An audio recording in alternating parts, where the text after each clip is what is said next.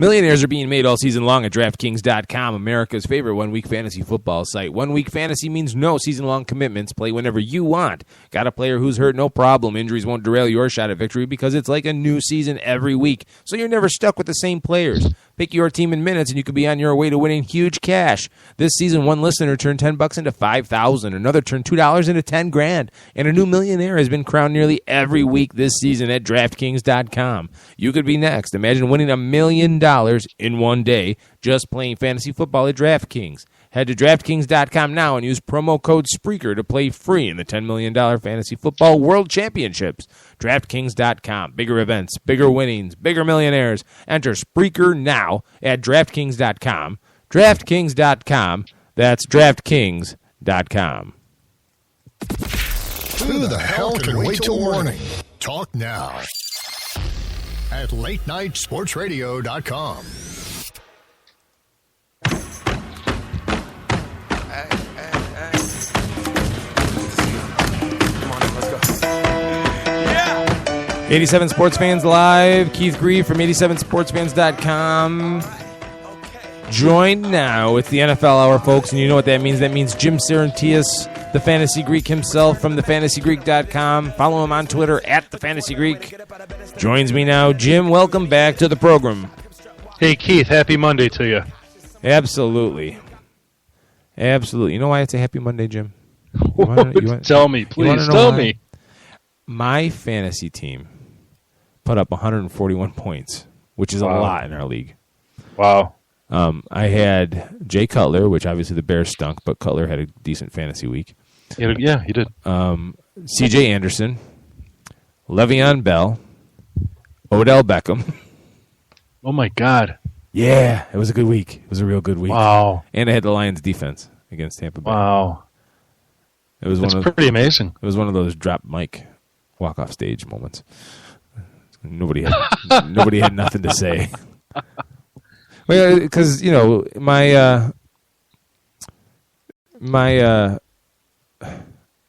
league that I invest most of my energy into is all guys that I either work with or guys and girls that I see every day or weekly or every so often. So there's pride involved. So I had everybody over to the house to have the draft, and everyone was just snickering because it was an auction draft, and everyone was just snickering at everybody that I poured my money into. And here I am, living another day. So that's all. I'll leave it at that. I had that same thing in one of my drafts. People questioned me why I selected Calvin Johnson when I did. I think I picked him 5th or 6th or something like that. And I had a winning team for the entire season, and now I've got Calvin Johnson back, and my team is just rolling. Yeah, exactly. So, you make it was either him or Adrian Peterson, so I was very happy to select him. Well, like I've said before, my team name is Cuddy Does It, and my logo is Jay Cutler riding a unicorn. And I said we have a Facebook message group for the league, and I said that I'm calling my playoff run Cuddy's March to the Sea. And of course, Steve, who is a pronounced Jay Cutler hater, just tried trouncing all over that, saying it was all Le'Veon Bell.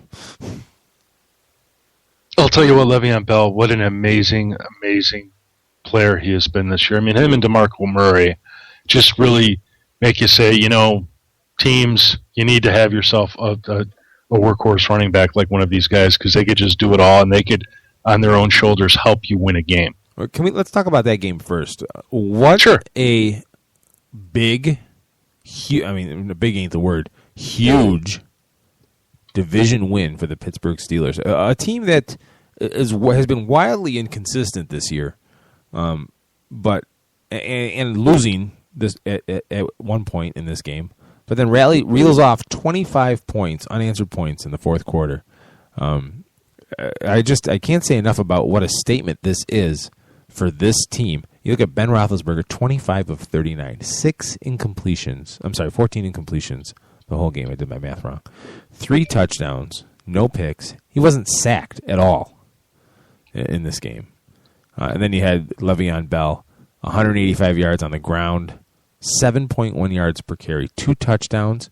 He also chipped in another 50 yards receiving and another touchdown. I don't know. If we're going to take the Steelers seriously, it seems like now was the perfect time for them to make this statement. No, I agree with you wholeheartedly. The Steelers have been they've been a tough team to read because they've had such up and down play. But when their play has been up, they've been incredibly good. And to beat a Cincinnati Bengals team that's actually played well the last few weeks at home, that's amazing. So, yes, I agree with you wholeheartedly. This is a for real Steelers team, and they're doing one of the things that you expect teams to do that are in playoff contention, that have potential. You expect them to do right now, and that's win ball games, and win ball games like this decisively against other potentially playoff-bound teams. Yeah. All right. So you look forward. You look at that division. Why don't we stay in that division? Let's talk about a team that choked away an opportunity to make a statement, and that would be the Cleveland Browns hosting the Indianapolis Colts, having the Colts on the ropes for most of this game, and then just running out of absolute gas, and giving up the game-winning score in the closing minutes, 25-24, the final score there.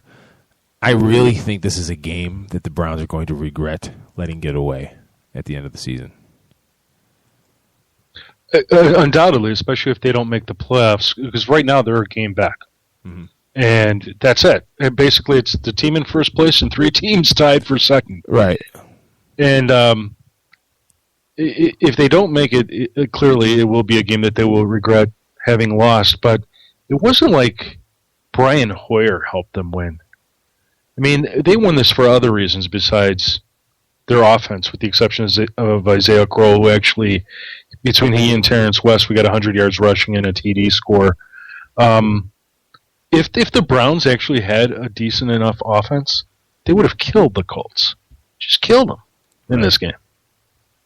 And the thing that frustrates me the most is I caught the end of the game, and Hoyer had a genuine opportunity to move the team upfield into a place where they could have kicked the winning field goal. And I think he threw 3 footballs, none of which, I mean, they were all deep bombs. And I'm thinking to myself, why don't you just try and move the team down the field? Yeah. Get the 3, some combination of 50 yards through 3 passes. Easy enough compared to trying to get it all on one shot. Hoyer, 14 of 31 for 140 yards, 2 picks. Zero TDs. Yeah, nothing to speak of. And then you see the comments being leaked about after the game about Josh Gordon being out of shape or whatnot, and whether or not that's true. No way. That is not true. That is anybody who's watched Josh Gordon play can see why he's such a talent. He is so fast. Right. And he's fast right now. I think the problem with the Browns, and specifically Brian Hoyer, is he puts too much weight on Josh Gordon. Yeah. I mean, when you watch them play, he seems to throw to him constantly. He targeted Gordon was targeted 7 times. Andrew Hawkins was also targeted 7 times, and then Jordan Cameron and Travis Benjamin each with 5 after that. So that's a good stat then. Yeah, that's a good stat. But it seemed to me that he overindulges with Josh Gordon. At least prior to this game, it seemed to me that he was. Now, I also read an article that supposedly Josh Gordon didn't play every single snap in the game. That I don't know. Let's see if I can find that for you. Yeah, and that in part, well, not that it contributed to them losing, but that was done on purpose, I think, for the reasons that you brought up, that he's not in shape or isn't necessarily in tune with everything that the offense is doing. But I really find that difficult not to think that a guy like him, you just have him run a sluggo route and boom, he's wide open. There was 35. Brian Hoyer took 35 pass snaps, and Josh Gordon was only on the field for 26 of them. Well, there you go. So, there you go. Say what you will about that. You look at them, who to compare him to. Travis Benjamin only was on the field for 13. Taylor Gabriel was on the field for 23. Andrew Hawkins for 31. So Hawkins was actually on the field for more pass plays than Josh Gordon. Interesting. There's food for thought there. Oh, absolutely, and this is no time for Brian Hoyer to be throwing 140 yards. No, this is a time they should be operating on all cylinders by now. Yes, this is where you earn your money. You're throwing 250 yards consistently and 2 to 3 TDs right now, this time of the season. Yep, totally agree. And Brian Hoyer's not doing it, which is why Johnny Manziel is in the conversation. And if Manziel can just score one touchdown, more than Hoyer did this weekend, the Browns win 31-25. Yeah. So, it's not the be and end all. I don't know. I wish I could sit here and I can confidently say I don't think Johnny Manziel is ready to be a starter. But at the same time, I can't sit here and confidently tell you that Brian Hoyer should be the starter. Yeah, he's not doing anything to win the job. Exactly. He's just not doing anything to lose the job. And I guess if you're at week 14, what's it going to take to lose the job if you haven't already? Because now you could really, if you're Mike Pettin and you have this decision to make, you could really screw with the vibe of your team if you change quarterbacks this close, if you do make the playoffs. It could go either way. It's really a 50-50 shot. You could either screw with the vibe positively or it could backfire in your face. Well, I think it really depends on where the team is at. If the team itself is ready to move on from Brian Hoyer, I think it's the right move to make. There was a similar story when Jay Cutler was on the Broncos, and what was the name of the quarterback back then? He had been around forever. Jake the Snake Plummer. Jake Plummer. And the veterans even were like, why aren't we giving Jay Cutler a chance? Because his arm strength is so much stronger than Jake Plummer's.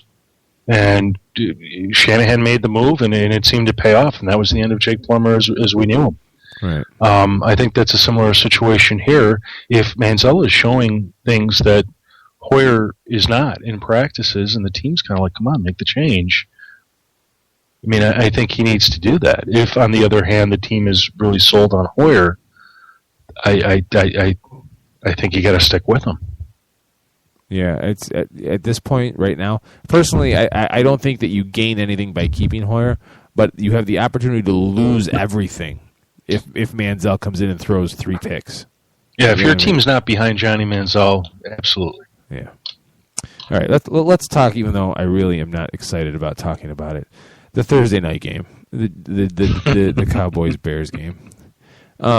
Oh, God. If you read my recap for the Fantasy Greek, yes, I know it was a couple days late, but I had to come out of mourning. It was like a 48-hour hangover from this game because the first 2 drafts of that recap were so ridiculously negative. And if you read the one that I actually got, it was filed and Jim graciously published for me, it's still pretty negative. But it's the right tone. It's the right, you said everything that needed to be said. So the only question left after this game is how fast can NBC flex the Bears out of next Sunday night's game? Oh, that game between the Saints and the Bears is ridiculous. They should not be on Sunday Night Football. No, it's what I called in my article the 2014 Chicago Bears National Embarrassment Tour. Yeah. I just don't know. Can they move a team? It's one thing to flex a team into it. It's another thing to